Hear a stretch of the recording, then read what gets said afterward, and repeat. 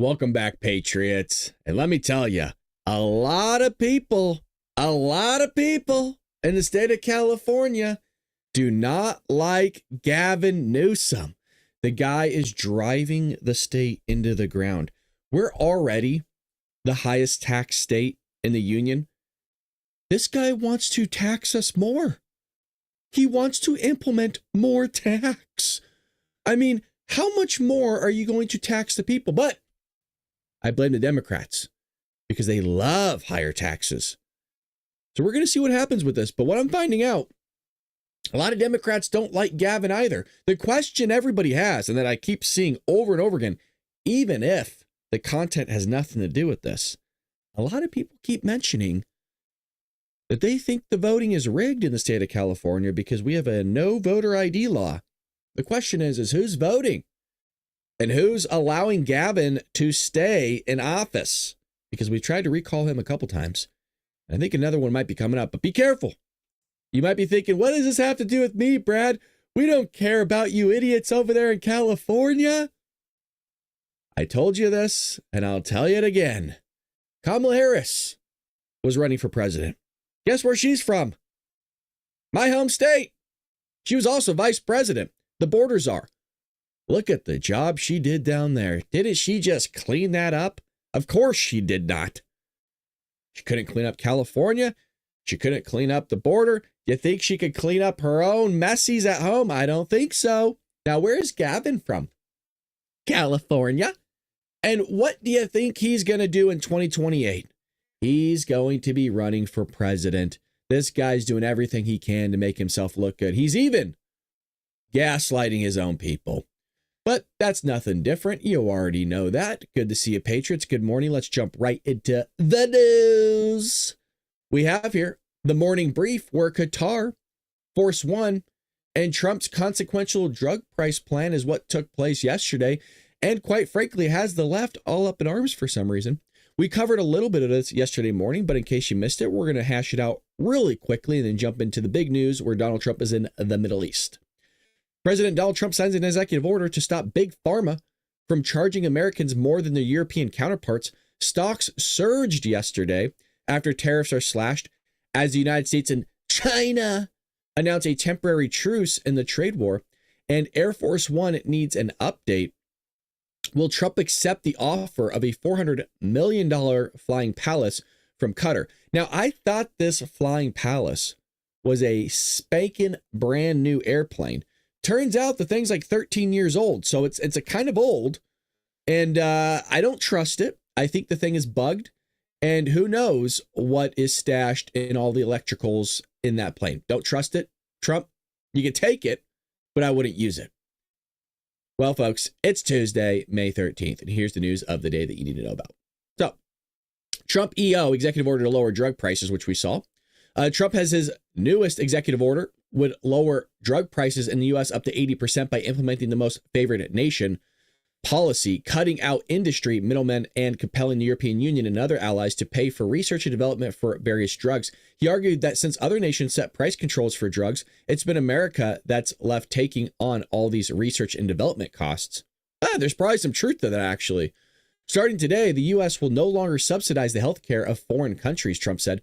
We will no longer tolerate profiteering and price gouging from Big Pharma. But again, it was really the countries that forced Big Pharma to do things that, frankly, I'm not sure they were comfortable doing. The order will allow Americans to buy drugs directly from manufacturers, cutting out pharma middlemen. These so-called middlemen, pharmacy benefit managers, work for insurance providers to negotiate, or rather work with, negotiate prices with drug companies in exchange for including the drugs in their coverage. Critics say PBMs are not transparent and don't have an incentive to lower drug prices for Americans. The orders also set 30-day deadlines for HHS to work with drug makers to reduce costs of these prescription drugs. If a deal is not reached, a new rule will kick in that will effectively lower the drug price to what other nations are paying for them. The fundamental problem in healthcare is we've had non-competitive markets. Dr. Marty Makary, the head of the Food and Drug Administration, said on Monday, we could do little things around the edges, or we could transform those markets to competitive markets, and that's what this executive order does today.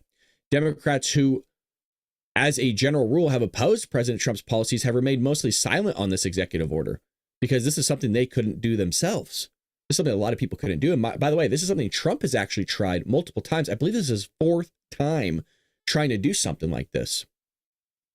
An independent, Bernie Sanders, and Democratic socialist who caucuses with the Democrats said that he agrees with Trump about the high prices in prescription drugs, but he did not back this EO, arguing that it would be blocked by the courts. Trump implemented a similar regulation for certain cancer drugs during his first term. The Biden administration, however, abandoned the regulation after a court struck it down on procedural grounds. I have a feeling this is going to be struck down as well. I can't believe I'm agreeing with Bernie Sanders here. I would love prescription drugs to be lower. A lot of people need them. I've seen family members, I've seen friends on these drugs, sometimes life-saving drugs, and it's through the roof on how expensive these are when there's no need to be. And you know how we know there's no need to be? Because like Trump is saying, other countries are paying cheap for these same drugs while we're paying through the roof. So once again, America gets screwed. I'm not going to spend a lot of time on this, but the stock market did soar yesterday. And when I say soar, it had a pretty big spike. We're only about 350, about 300, 350 points away from being exactly where we were at when Donald Trump took office, by the way. Now that's for the S&P 500. The Dow's a little bit different. But either way, soars took place yesterday in the market with those tariffs being lowered. So after formal negotiations in Switzerland last weekend, China agreed to cut tariffs on American imports from 125% to just 10%, while the United States will cut rates from 145% to 10%. Now, here's the problem. They're the same. So as I've mentioned, this is not a deal for the United States. We got screwed here again. And what do I mean by that? We don't sell or manufacture things, the cost of the good, at the same price. For example, to produce a car here in the United States, I'm going to make this number up, by the way, completely fabricated. $10,000 to make a car, the cost of the good. It doesn't cost $10,000 to make that same good in China. China subsidizes a lot of industries.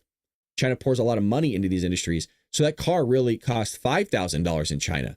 So once again, by the way, you could have made the tariff zero. It doesn't matter. The fact that they're equal is the problem. So once again, China got a good deal out of this and we didn't. So we'll see what takes place here. Maybe the whole initiative was never to make the deal good in terms of the trade imbalance. It was just Trump wanted the fentanyl figured out. Now, that's not what he was really saying this last, 100 days of we need to bring manufacturing back here to the United States, and we need to get rid of the fentanyl crisis, and we don't want to have this trade deficit with China. So he said really three things. All three are not taking place here. Maybe the fentanyl, but I don't trust China at all, nor should anybody else. Nobody else should be trusting China. So we'll see what comes of that. I'm sure they'll be working on that over the 90 days. But you also have the Flying Palace to replace Air Force One. I'm not going to talk too much about that because we talked about that yesterday. $400 million luxury Boeing, and Democrats are all up in arms about it. It has to go through Congress. You shouldn't be taking it. All these ridiculous things. Like, calm down, you psychos. It's a freaking jet. Get over yourself. God forbid somebody gives us a $400 million jet. And I thought Trump was right yesterday when he said, look, you want me to pay $1 billion for this thing? You would rather shell out money than take a free gift? This is how stupid Democrats are. They are so stupid. Unbelievable. Most educated, oddly enough. Democrat Party is the most educated. I got questions then about the education system, and I got a lot of them. Well, let's jump into the Middle East stuff, folks. Trump is currently there. I've heard one of his main things is talk about investments and others. But here's what you need to know about the Trump's Middle East trip. President Donald Trump departed for Saudi Arabia, I believe it was late Monday, kicking off the second foreign trip of his second term with a packed agenda. Here's what you need to know. And I'm going to see if I can pull some clips up in real time of him showing up, because I saw a clip yesterday and it looked like they were treating him like he was royalty, man. Trump is scheduled to visit Saudi Arabia, Qatar, the United Arab Emirates, and possibly Turkey. The trip was supposed to be the president's first foreign trip until he attended Pope Francis's funeral in Rome last month. The trip to the three energy-rich nations comes as Trump seeks to make deals with foreign nations, in attempts to end both the war between Israel and Hamas, as well as the war between Russia and Ukraine. I have updates on kind of both of those, more specifically the Russia and Ukraine aspect in a little bit, where we might have Donald Trump in the mix. So just hang tight for that. We will be covering that relatively shortly. Trump's trip got off to a controversial start following reports that the president is preparing to accept a $400 million Boeing 747 jumbo jet from Qatar, which would be available for Trump to use in lieu of Air Force One shortly before he leaves office. The plane would be transferred to the Trump Presidential Library Foundation. The gift has caused an uproar with critics who say it's a signal that Qatar, a massive funder and enabler of terrorist groups, is trying to gain influence in the Trump administration. Obviously, why would they not? Everybody is. Trump defended the gift as an affordable way to replace the 40-year-old Air Force One. So the fact that the Defense Department is getting a gift free of charge of a 747 aircraft to replace a 40-year-old Air Force One temporarily in a very public and transparent transaction so bothers the crooked Democrats that they insist we pay top dollar for the plane. Anybody could do that. The Dems are world-class losers. That is correct, Mr. President. Speaking to reporters on Monday from the White House, Trump floated adding a stop to Turkey, where peace talks between Russia and Ukraine are scheduled.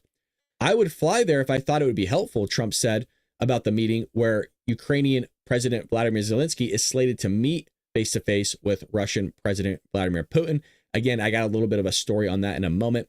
Thursday meeting with Russia and Ukraine is really important, he added. I was really insistent that that meeting take place. I think good things could come out of that meeting. Stop the bloodshed. It's a bloodbath. I mean, to see where this has gone from them not willing to talk at all to potentially, I'm not going to hold my breath with it, but potentially having a face-to-face meeting is huge. It's kind of like how a lot of people are keyboard warriors on the internet. Like they'll talk a massive amount of crap to you in the comment section. But if you were to really talk to them face-to-face, most people wouldn't do that.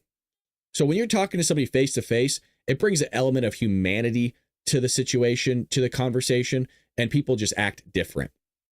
Recently freed American hostage Edan Alexander may meet with Trump in Qatar depending on his medical condition. Last week, Israel approved an expanded ground operation that includes plans to conquer and retain more areas of the Gaza Strip, which we covered about a week and a half ago.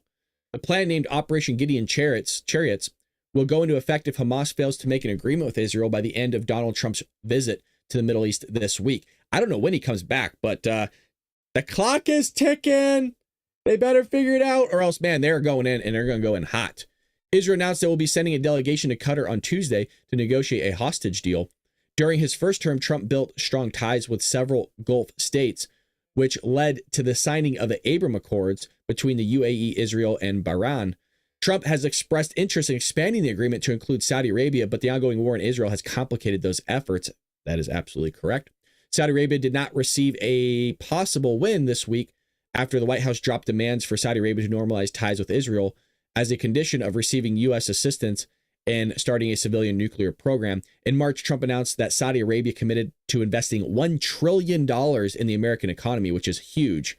I made a deal with Saudi Arabia. I said, I'll go if you pay $1 trillion to American companies, meaning the purchase over a 4-year period, $1 trillion, and they've agreed to do that. Also, the UAE committed to investing $1.4 trillion in American energy manufacturing technology over the next decade. So these are huge wins for Donald Trump, something Joey could never do. Mind you, Joey struggled even picking up a phone. So just a couple highlights here for all of you regarding this Middle East, because that's the main meat of where Trump is at right now and what is going on and things that I think are important. So I came up with some talking points for all of you, very quick and dirty, but it's important. So the first one is Trump's America First diplomacy. Trump's Middle East trip is a bold demonstration of America's first diplomacy, leveraging the U.S. economic power to secure major investments from allies like Saudi Arabia and the UAE. That's very important. By the way, unlike the Biden administration, Trump is demanding real, tangible commitments from foreign countries. Joey just had nap time and sat on the beaches of Delaware. So again, we're getting $1 trillion of investments, trillions with a T, from these foreign countries like Saudi Arabia into American companies. You also have peace through strength. Trump's potential role in Russia-Ukraine peace talks and the ongoing Israel-Hamas conflict shows his commitment to restoring American leadership on the world stage. Not to mention that you also have the credibility in these peace negotiation talks where he just got done solving a conflict with India and Pakistan, where the United States was the mediator between the two and was able to resolve that. Can you imagine in the first 6 months of this guy's administration, this would be awesome if it could happen, is that he would be able, let's see, he'd be able to figure out Pakistan, India, Hamas, Israel, and then Ukraine and Russia. If he could do all three, even if he did one, he should get the Nobel Peace Prize. But he would go down as the most peaceful president in American history. And I don't know. Now, I don't know. I fingers crossed, right? Lives are at stake. Fingers crossed, but I hope that he can. I mean, God, you would have no argument against him being potentially the best president in American history. Energy dominance and economic power. Trump pushes for investment of American energy. We need that because if you could bring down the cost of energy here in the United States, that affects everything in your life. And when you could bring down the cost of everything in your life, but also you're saving money through Doge, you have low inflation, you're going to feel like you're thriving even if things are a little bit expensive. Add to the list prisoners released from Hamas. I am getting there. I just haven't got there yet. We do have an article about that, but yeah, that could be connected here about all the prisoners that Donald Trump has gotten, not just from Hamas, but around the country, around the world as well. He's done a lot of amazing things. He's killing it. Combating terrorism and regional stability by maintaining strong relationships with Gulf nations. Trump is reinforcing America's commitment to counter terrorism as these nations play critical roles in countering Iranian influence and extremist threats. So just his presence being there, his willingness to negotiate and work with them. You know, money talks. Trump knows money. You throw a few $1 trillion on the table. Money talks. Oh, yes. People want to do business with the United States. You just have to be willing to talk their language. Trump knows how to talk their language. We saw that in his first term, and now we're seeing it in his second term as well. So Trump is doing amazing things overseas currently. And also, he's challenging the global narrative. Trump's refusal to bow to media criticism over the Qatar plane gift shows his force on results over optics. He's not interested in globalist approval. He's interested in securing American interest. And they know that over there in the Middle East. They know that he's America first. They know that this guy is not a pushover like many other presidents are. And they like that. They like that in their culture. They don't want their men in their culture to be pushovers. Trump speaks their language. They know Trump. They like Trump. They've met with Trump. They've worked with Trump. So they know how the man talks. They know how the man walks. He can chew gum and walk at the same time. So I absolutely love what Trump is doing. I hope good things come of this. I really do, for all nations, by the way. And Trump has the same exact messaging and ideology. He wants what's best for everybody. No wars. Let's all live in peace and harmony. Let's figure this crap out. Let's all make sure we have fair trade negotiations so your people thrive, my people thrive, everybody's happy, and we can go on our merry way. It doesn't have to be difficult. The problem is there's just real evil out there in the world. There's people that want to do real harm. And for some ungodly reason, I don't understand this. It's both Republicans and Democrats, mostly Democrats. They can't understand this. And how do I know that? Well, why do you need a firearm? Why do you need to protect yourself with the Second Amendment? Because there's real evil out there. There's slavery still taking place. There's mass killings still happening. There's terrorists going around. By the way, there's also terrorists here in this country, which I'd hope Tom Homan could figure that out, because I haven't heard many being deported. Have you? There's over 1,000 terrorists in this country, sleeper cells right now. I haven't heard of a single one being deported. I don't know about all you guys. So I'm going to start, by the way, I'm going to start beating up Tom Homan here in a moment. Not today, but I will if he doesn't get his booty in gear. I've said this time, I'm not happy with the guy right now. I'm not. And I always promised you guys I was going to be fair with this administration. I promised you that even if Donald Trump were to be elected, and obviously he was, that I was going to be honest. And I think that's fair that you got a guy here that's not going to blow smoke up your you-know-what. That's not just going to tell you things that you like to hear. I voted for Trump 3 times. I like what he's doing. I'm not going to like everything. That's insane. Just in the same way, you don't like everything that I say. And that's a good thing. You shouldn't. We shouldn't have exactly the same viewpoints. That's weird because then you're just me. And there can only be one of me. But Holman is not, look, he's not doing what he said he was going to do. Just to be fair. Is he deporting people? Absolutely. Not on the scale he said he was going to. Not even close. So this guy, he needs to figure it out, man, because he just set his bar way high and he's not even close to meeting it, in my opinion. Maybe in your mind he is. But these mass deportations are not even taking place. It's a joke. It really is. And by the way, it's a slap in the face. It's a slap in the face. We voted for something specific, and we're not exactly getting it to the scale that we thought we were getting it. Furthermore, some big Trump news that everybody's going to hopefully enjoy. Trump's one big, beautiful bill gets no tax on tips and overtime. This was a talking point for many Democrats going, well, where's the no tax on tips and overtime? That's what he said he was going to do. And they've been crying about it for days and days, 100 days, as a matter of fact. And well, 2 of President Donald Trump's major tax-related campaign promises that will impact millions of American workers have made it in the legislation proposed for the so-called One Big Beautiful Bill, albeit only for a period that would not last beyond his second term. No tax on tips, no tax on overtime appear in a 389-page measure released by the White House, by the House Ways and Means Committee on Monday, with provisions saying the deductions would expire at the end of 2028. Now, I don't know if it's just these 2 deductions or if it's the entire Trump tax policy. And isn't it kind of interesting that even Democrats are hoping that this tax policy goes in? Somehow we've made fiscal conservatives out of Democrats when it comes to taxes, which is very odd. Very, very odd. They themselves are hoping this goes into effect, which is always funny to see. They won't admit it, but they do. Another of Trump's priorities, no tax on auto loan interest, made it into the legislation. Trump had also been pushing for an end to taxes on Social Security for seniors, which I think should happen. However, Bloomberg reported that it could not be included due to the special budget process that Congress is using to advance the tax package. Instead, the measure has a section that would allow middle and low income seniors to deduct an extra $4,000 for each taxable year. With a post on Truth Social last week, Trump said, "We're going to go to no tax on tips, no tax on seniors, Social Security, no tax on overtime." Whoa, hold on. Hey, I was told by Democrats, not just during the campaign, but also now, that Donald Trump was going to destroy your Social Security.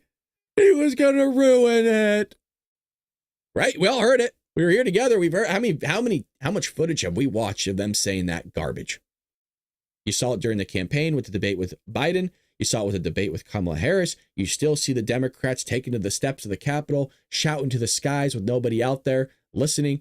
Say, oh, he's going to destroy Social Security. You're not going to get your checks. Bunch of liars. All they do is lie. Have you noticed that? Just fabricate stuff. I mean, they just make stuff up all the time. And then they say that we do it. Remember the old cheap fake, deep fakes things? Give me a break. Wake up. Take the crusties out of your eyes. Touch grass a little bit. Go outside and look at the sun. Maybe you'll wake up a little bit. Have some 1775 coffee out of a Bald Bradshaw mug. That'll make you patriotic. How do you not feel patriotic drinking out of this thing, by the way? Not only do you have a kick booty, I'm trying to watch my language today if you haven't realized. Kick booty Bald Bradshaw logo. Look at that. Let's see if we can get that in there. Look at, folks, this is quality, by the way. Look at that. And then you got the American flag. So if you're left-handed, you could trigger all the libs in the office by drinking it like this. They don't like the American flag. So if you're on audio, I'm showing the Bald Bradshaw mug. I mean, folks, can you not? Look at the quality. Look at the quality. You're not drinking out of a Bald Bradshaw mug. I don't know what you're doing. You can pick yourself up one, though, at baldbrad.com. Link is in the description. Just go to the shop and get yourself a mug. A lot of you drink out of this. A lot of you do. As you should. It doesn't have to be coffee. You want to throw Bailey's in there, maybe a little bit of whiskey at 6 a.m. in the morning. That's on you. That's on you. It's 5 o'clock somewhere in the world. Maybe not. But who knows? Anyways, enough of me rambling. House Republicans are leading the charge in devising the bill. After Congress approved a budget framework last month, the budget reconciliation process they're using will allow the Senate, with its narrow GOP majority, to bypass the 3/5 majority threshold for overcoming a filibuster. So we need this. This is huge. By the way, another significant aspect of the bill are coming together, including a plan to raise the debt limit to $4 trillion and retaining key tax cuts. So that part I don't like. I don't like that. The reason why they need to raise it is because we're going to be out of money again soon. Isn't that just lovely?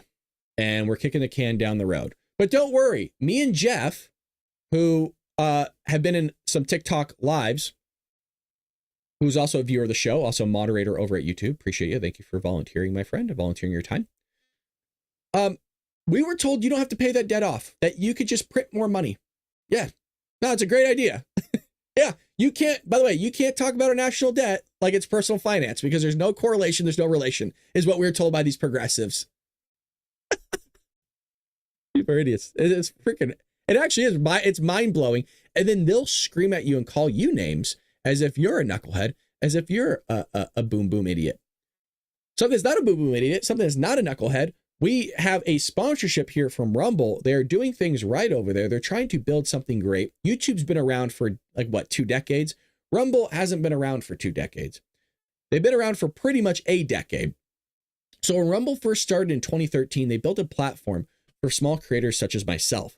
They didn't censor, have biases. They were fair and treated everybody equally. No one thought platforms like Facebook and others would censor political conversations or censor opinions on COVID. But like I mentioned, but they did. Facebook literally admitted to it. So did other governments that we saw, which we'll get to in one moment in this read. They fell to the pressure of the Biden-Harris administration. Rumble did not. Rumble held the line, folks, and they were attacked daily and are attacked daily for giving all of us a voice to talk to you. They've been DDoSed. They've been attacked by cyber bullying, all sorts of stuff. They are attacked in corporate media. They are attacked by governments like France. They're attacked by brand advertisers who refuse to work with them. That's a major problem when you're trying to build a platform that doesn't censor conservatives or Republicans or anybody else for that matter. YouTube does. Corporate America is fighting to remove free speech. Rumble is fighting to keep it. Rumble won't survive. I'm going to say this again. Rumble will not survive without brand advertisers. They don't get much of it. So they're asking for your help here. Watching our show on Rumble is the most they can ask from you. But if you really believe in the fight and if you have the means, one major way you can help Rumble survive is by joining Rumble Premium. And that's where you will get Dark MAGA podcast every Tuesday and Thursday. Starting this Thursday, you will get Dark MAGA podcast as well for everybody else. Join the community that believes in the First Amendment and believes in your human right to free speech. Rumble is offering $10 off with the promo code STUDIO, all caps, when you purchase an annual subscription. Go to rumble.com/premium and use promo code STUDIO. Like I said, if you have the means and you believe in the cause, head over and get Rumble Premium. But if you can't, that's okay. Just watching us over at Rumble. That's what's most important. But I am a firm believer in purchasing from companies and producers who share your interest and values. And I got to say, Rumble has been nothing but great to us. I understand there's hiccups over at Rumble, but I also understand that they're not anywhere near the size of YouTube. And I think it would be a little bit silly to expect those same expectations from Rumble that you have with YouTube. And Rumble is doing just a great job over there. And their customer service is phenomenal. I could literally message Dylan right now and he'd probably respond to me within the hour with like bending over backwards to help whatever I needed, even if it has nothing to do with his job. So they do phenomenal work over at Rumble. And they have my loyalty as of right now. Well, speaking of loyalty, speaking of figuring things out, you got Zelensky asking Trump. Zelensky has invited Trump, folks, to join in peace talks with Russia later this week. They called Daddy Trump. So this is quite interesting. I don't know if Trump will show up. And I don't know if this is something Vladimir wants as well. But officials from Ukraine and Russia are expected to meet in Turkey on Thursday. And I feel like this can't happen quick enough. Like I was hoping they would be meeting today. Waiting till Thursday just seems so far away. To begin peace talks to end the war in Ukraine. Ahead of the summit, Zelensky posted on social media that Russian Vladimir Putin had rejected offers of a ceasefire. Ukraine has always supported diplomacy. I'm ready to come to Turkey. Unfortunately, the world still has not received a clear response from Russia to the numerous proposals for a ceasefire, Zelensky wrote in a post on X. Turkish president has expressed full readiness to host the meeting. It is important that President Trump fully supports the meeting, and we would like him to find an opportunity to come to Turkey. Asked earlier on Monday about whether he would attend the peace talks, Trump said he might attend if his presence is needed to move the negotiations forward. Other than that, like, why be there for no reason? Guys, man, the guy has work to do. Zelensky, the guy's running the world, basically. I think you may have a good result out of the Turkey meeting, the meeting in Turkey between Russia and Ukraine. Trump said, I was thinking about flying over. I don't know where I'm going to be on Thursday. I've got so many meetings, but I was actually thinking about flying over there. There's a possibility if I think things can happen, but we got to get it done. Now, I don't think they need Trump in this. Maybe they do. I'm not sure exactly what Trump can bring to the table. This is something that's between them, and they have to figure it out. And like I said, I think it's huge.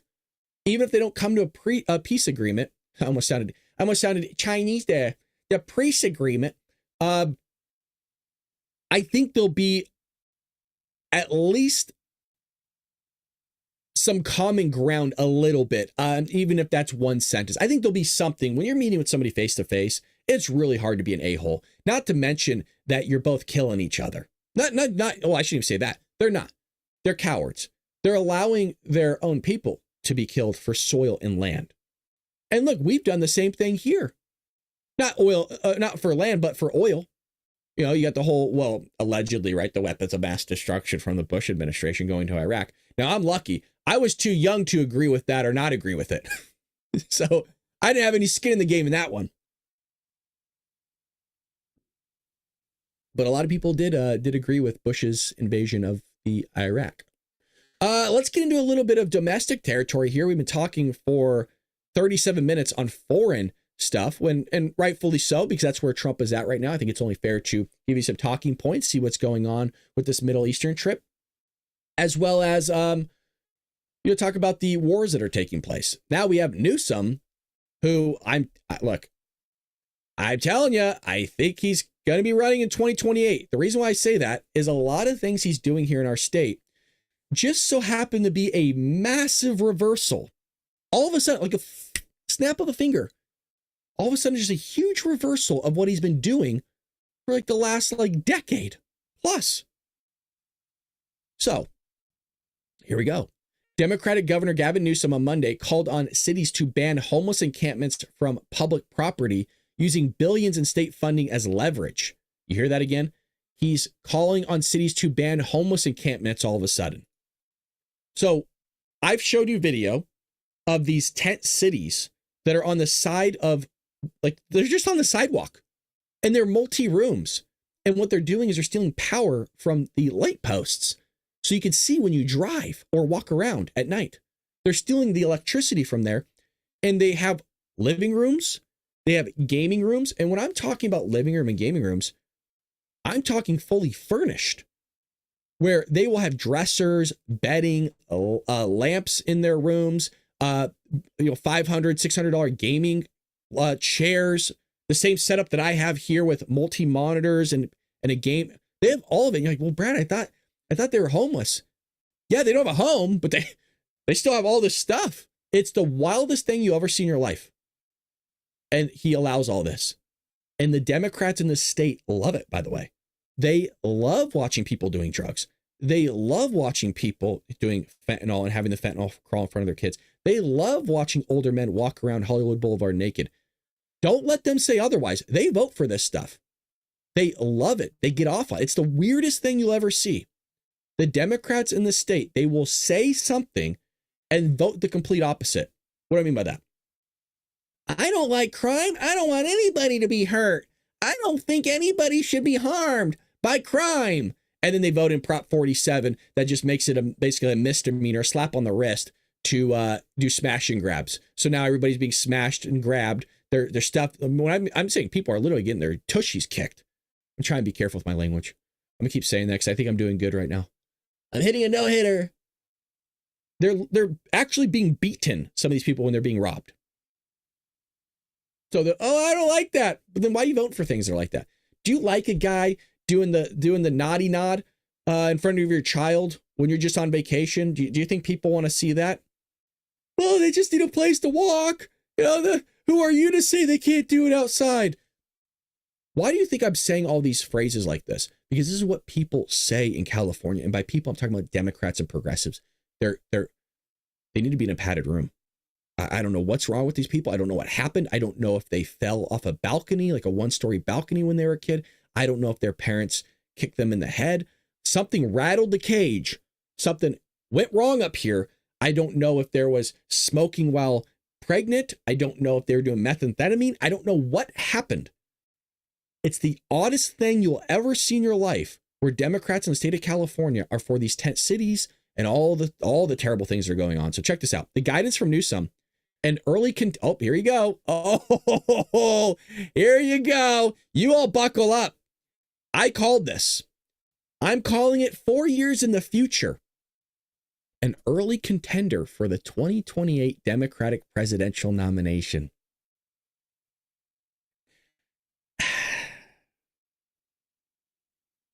Would prohibit people from placing tents on public property, including sidewalks, parks, and bike paths, while also banning individuals from sleeping on streets while sleeping bags or blankets for more than 3 consecutive days.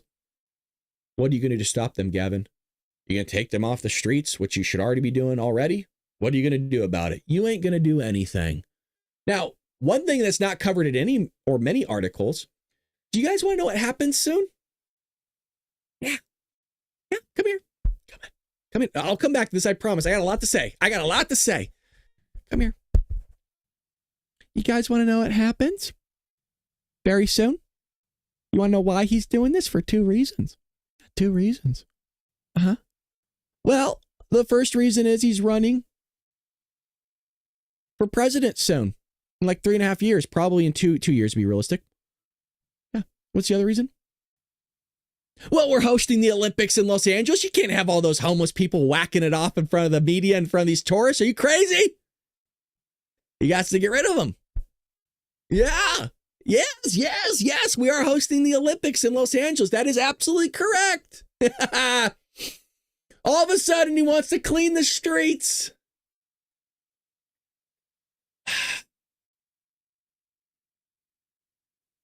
No, he's a good guy. He's figured it all out. Gavin sucks. He's the worst governor in the entire union. You think your governor's bad, maybe where you live. Some of you love your governor, which, good for you. Our governor sucks. He is the worst. He is worse than Mayor Lori Lightfoot, who was the previous mayor. Well, she was the mayor of Chicago, but, any governor out there, he's the worst. I couldn't even name a worse governor than Gavin. There's no compassionate about letting people die on the streets. Then why did you allow it to happen for decades? Local leaders asked for resources.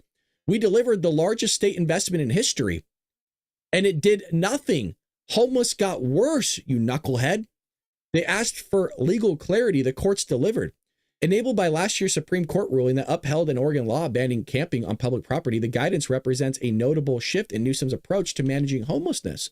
Oh, so, basically after the money ran out, because we're in a deficit now, I don't know how you do that.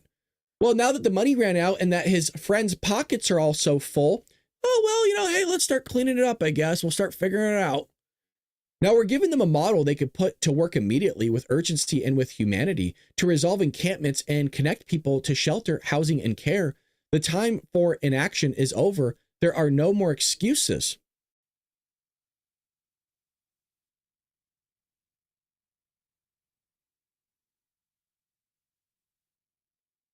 This has been going on.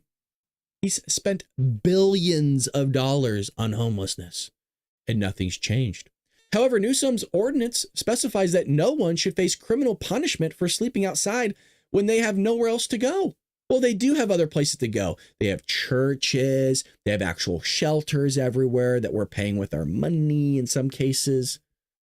And further requires city officials to make every reasonable effort to identify and offer shelter and services to encampment residents.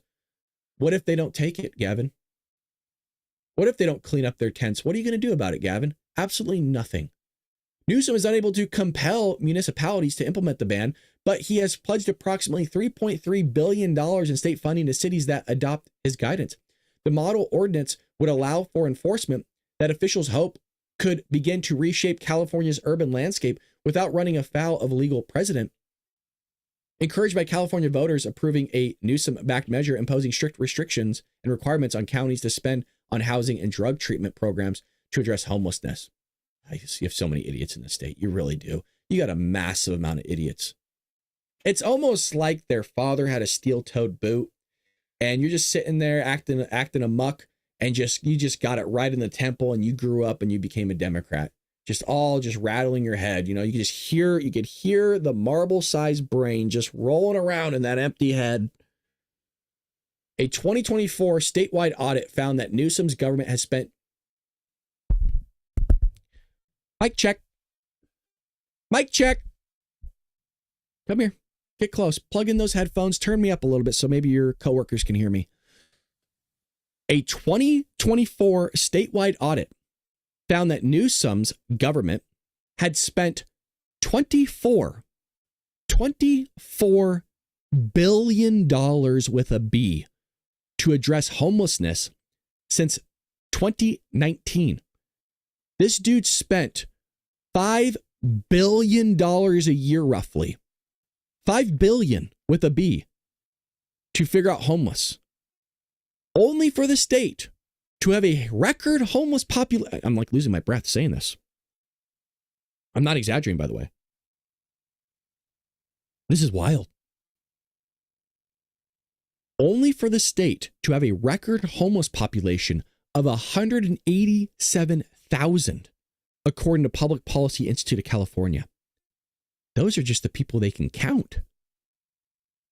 Meaning the number could potentially be 200,000 homeless people. A lot of which is in one county in Los Angeles. If you go to LA, you are guaranteed 100% chance to see a homeless person. Newsom's right-wing shift on homelessness has faced backlash from many progressives. There you go. I told you. Did I not tell you that they love this? Did I not say that over and over again? They thrive and salivate on this stuff. Newsom's rightward shift on homelessness has faced backlash from many progressives in the lead up to the 2028 presidential primary, the Democrat presidential primary, with the Progressive Current Affairs magazine deeming Newsom not a progressive. Newsom isn't fighting homelessness. He's fighting homeless people. Banning encampments won't fix the housing crisis, but it will make life more miserable for those with nowhere to go. They have places to go. They just don't go there. By the way, a lot of them came into our state from other states. They can go back home. It's funny, right? Hold on. We're going to come back to this. Isn't it hilarious that these same progressive idiots are talking about how these people have nowhere to go and how their lives are going to be miserable? Well, why don't you open up your home to them? They have somewhere to go. Why not your home? You're advocating for them to stay on the streets. Why not open your doors? That's what I thought we were supposed to do. We always like to throw out the Christian aspect in our faces. Love thy neighbor. Well, open up your house. Yeah, let them in. Feed them for a while. Allow them, no. Allow them to take care of your kids too. Babysit. There you go. You got free babysitting. You can offer shelter in exchange for free babysitting. Remember how childcare is just so expensive? Problem solved. Look at me. Solving problems at 6:50 in the morning, folks. Not a bad idea. There you go. Now both you and your,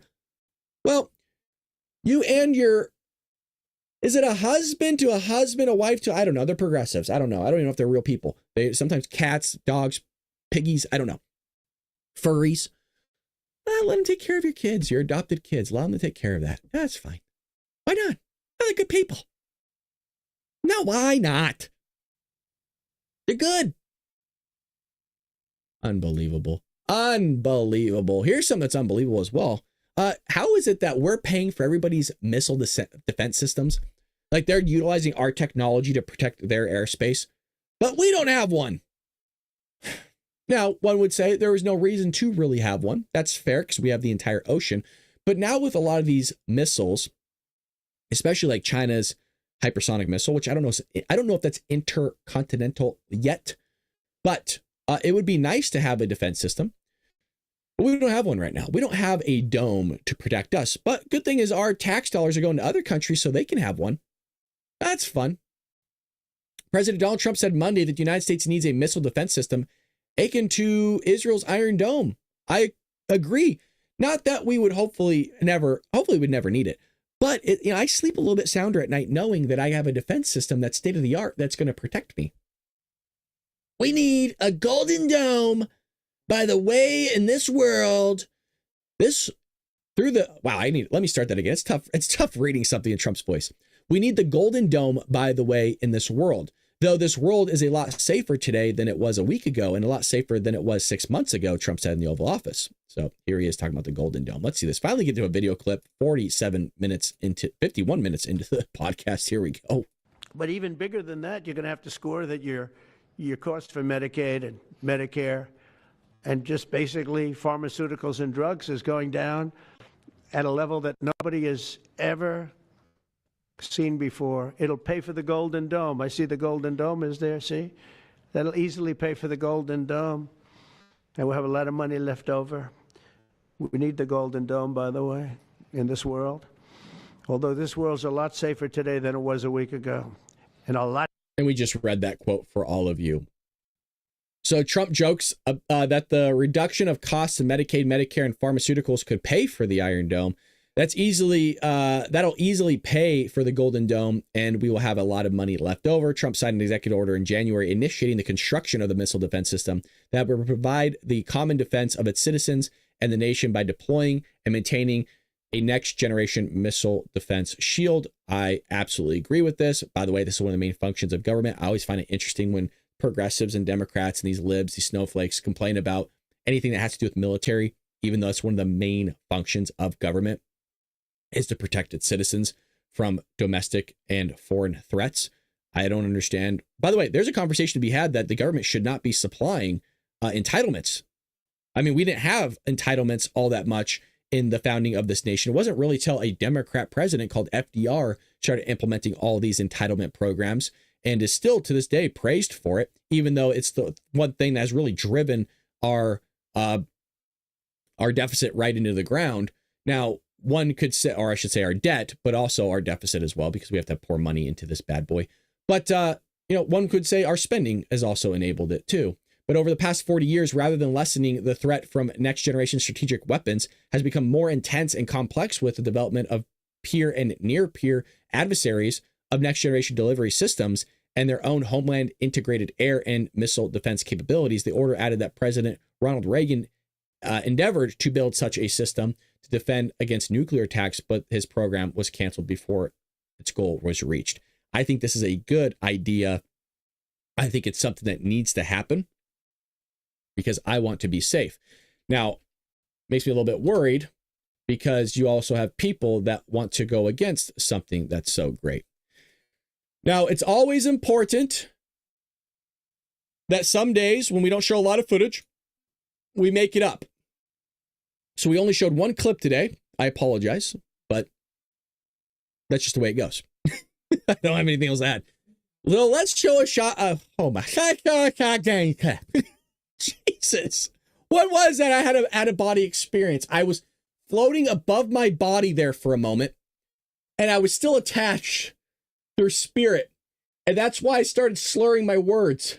So, what I'm doing here? Like, oh, I sound like Joey. This is what happens when you spend a lot of time doing a show like this, and you have to listen to Joe Biden talk for 4 years. He rubs off on you.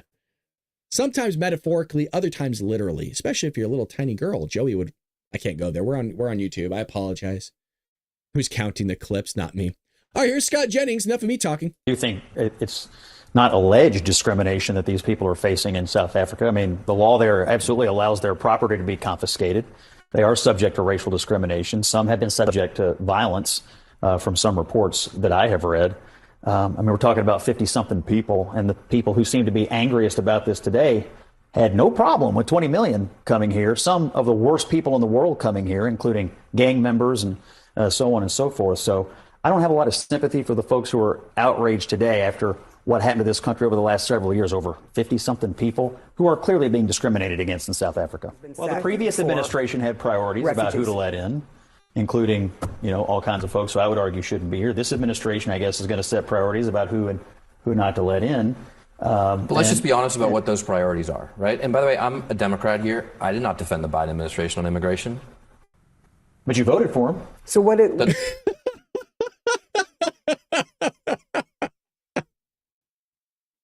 Oh, yes. Yes. I told folks, it was like 20 minutes ago. I said they will say things with their mouth and their actions speak otherwise. Doesn't mean that I defended him on immigration. You voted for a continuation of it in 2024, did you not? I did not vote for his policies on immigration. But you voted to vote? Do you? Okay, but you voted to extend the immigration policies of the last administration. No, I did not vote for that. The point is, you're in a party that opened the borders, and I'm in a party that closed the borders, and I think the American people prefer our way. Well, he's closed the borders. No. I didn't vote for that, even though it's easily the most consequential thing Joe Biden did over his entire 4 years was opening the floodgates. There's nothing that compares to the work that Joe Biden did than him opening the border and allowing 20 million people to pour across that bad boy. Give me a break. Oh, no, I didn't vote for that guy. It's like, that's the number one thing he did. That's all he's known for. That's the only thing Joey's known for is opening the border. Give me a break. I didn't vote for that. What did Joe do that you voted, that you would go and vote for him again? Well, he did the infrastructure bill. I'm not seeing much infrastructure being built. That's for damn sure. He did the CHIPS Act. I'm still not seeing many chips being built. He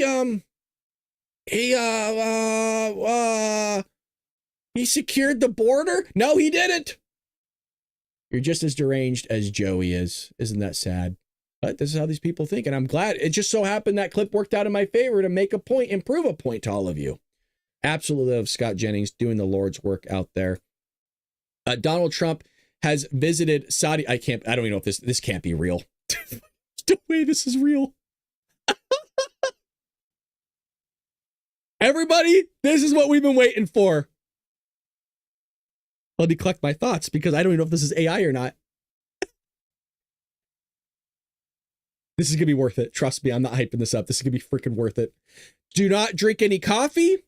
Put all your drinks down. Everybody focus. President Donald Trump has arrived in Saudi Arabia, where he was officially greeted by the Crown Prince, Mohammed bin Salman. The arrival was marked by a ceremonial escort involving Saudi F-15 jets accompanying Air Force One. During the visit, Elon Musk was also noted to be present at the Saudi royal court alongside Trump and the Crown Prince. Now, they loved... Did I not mention how much they love Trump and no Trump? This is real. This is not AI. This is what they brought. Here we go. They brought a McDonald's. A mobile McDonald's.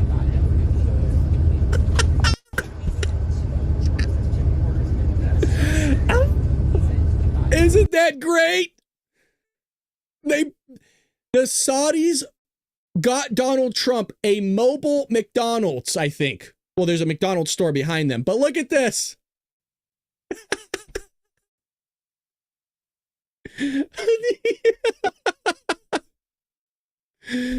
Saudi Arabia brought in a mobile McDonald's for President Donald Trump on his visit. They love the guy. Oh my God. Dude, that knocked the wind out of me. I could not believe that they freaking brought the guy a mobile McDonald's. That is hilarious.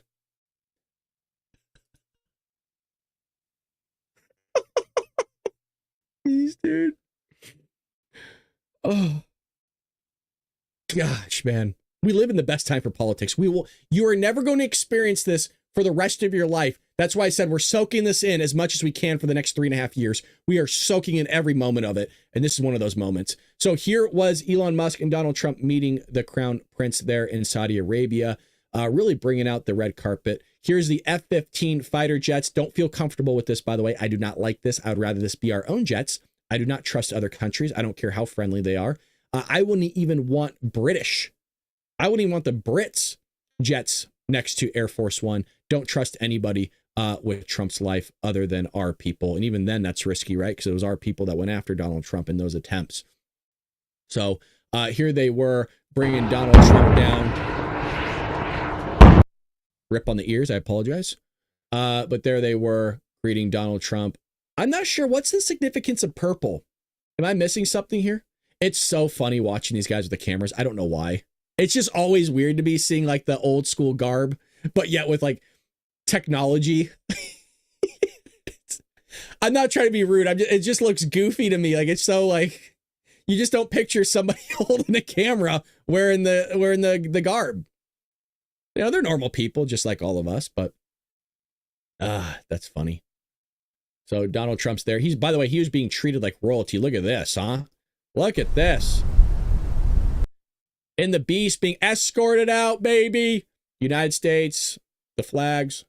It's nice to see the American flag not being burnt to a crisp for once in somebody else's country.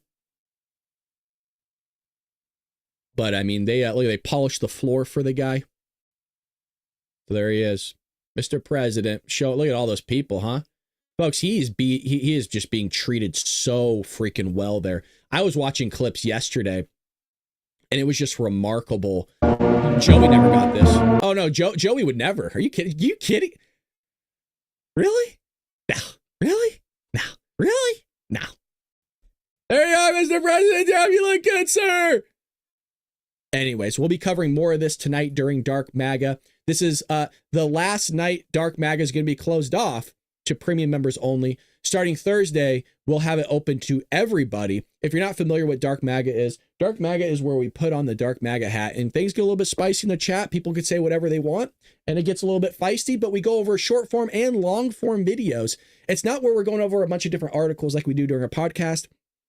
More long form, so we get to break down some really interesting stuff.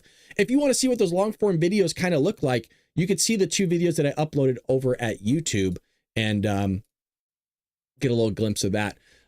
Oops, send you guys the link. There we go. If you want to head over to Rumble, we're going to raid somebody right now. Again, we'll be back here later today, 4 p.m. Pacific Standard Time, 7 p.m. Eastern Standard Time for Dark MAGA. We'll also be back here tomorrow morning at 6 a.m. Pacific Standard Time for another episode of the Bald Brad Show. But let's go ahead and find somebody to send you guys to. And it'd be helpful if somebody could think of somebody to send me to. We've been to Patriot Mike quite often. I'd like to go to somewhere else here.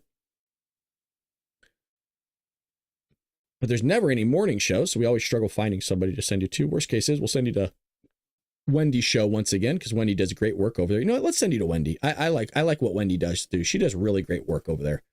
So I'm going to raid you guys over at Wendy's show. Appreciate you guys. Have a blessed and nice day. Take care.